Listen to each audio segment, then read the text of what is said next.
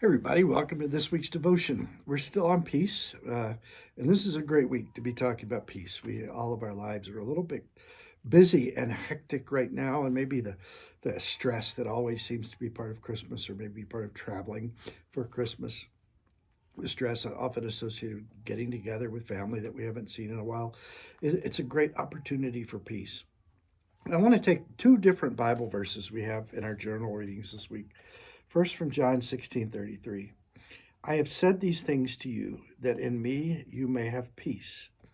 In the world you will have tribulation, but take heart, I have overcome the world. Those are Jesus' words.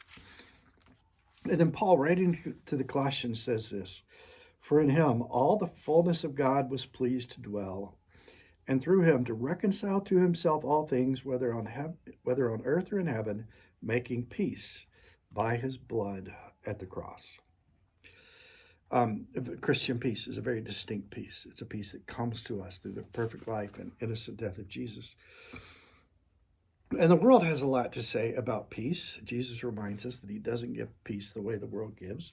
The world's always going to be anxiety, worry, tribulation. But I think there are some things that we can learn about peace from the world.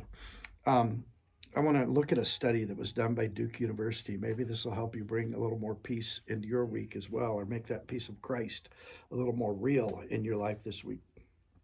Duke University did this study of peace, and the way they're using that word peace in their study is more like we would think of as peace of mind. But they came up with 8 things, 7 of which have absolutely nothing to do with faith, but 8 things that contribute to peace. The first is the absence of suspicion and resentment. Nursing a grudge is a major factor in unhappiness and lack of peace. Number 2, not living in the past. An unwholesome preoccupation with old mistakes and failures leads to depression.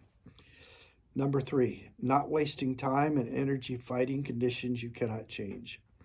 Cooperate with life instead of trying to run away from it. Number 4, force yourself to stay involved with the living world.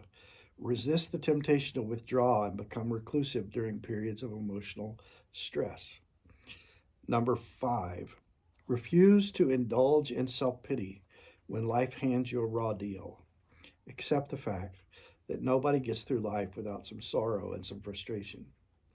Number 6, cultivate the old-fashioned virtues of love, humor, compassion, loyalty.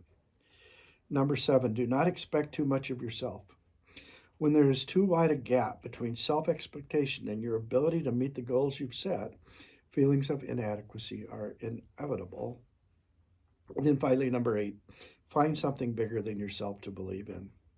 Self-centered people are the least peaceful people in the world, and we have that. We have the perfect answer to that in Jesus, who says, my peace I leave with you, not as the world gives, give I to you. In the world you'll have tribulation. Be of good cheer. I've overcome the world. We have peace himself in our lives. Focus on that this week and have a great week. Have a Merry Christmas too. See you next week. Bye-bye.